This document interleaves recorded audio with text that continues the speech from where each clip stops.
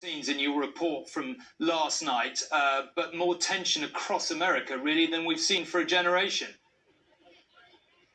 Yes, Tom, there's a peaceful protest here now, but I haven't seen anything as ominous or as disturbing as this. In fact, many local peoples will say that this city has not seen an atmosphere like this since 1968 and the 4 days of rioting that followed the assassination of Martin Luther King. For many blocks around here, every business, every home, every hotel is boarded up. There's a curfew that comes into force in a couple of hours' time, and all of the time the president is in the White House. There are no, as we understand it, no plans for him to address the nation.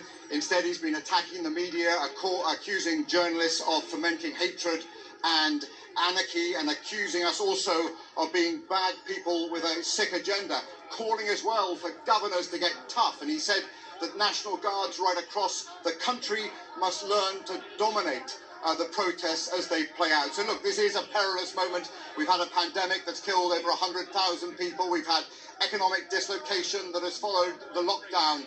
And we are just 22 weeks away from a presidential election. So this does have the potential to be a long, hot, and very traumatic summer.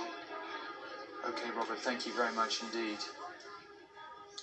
All right, well, let's come back here now. And in the history of the coronavirus epidemic, in England at least, today will go down as significant. It was, as we'll see in a moment, the day more school children started returning. It was also the day markets and car showrooms could reopen and shielding eased slightly. A turning point for good, the government hopes. Cautious, small, positive steps, the Health Secretary Matt Hancock called them. The government's case for pressing ahead was helped by a falling number of cases, the lowest, in fact, since the week the lockdown began.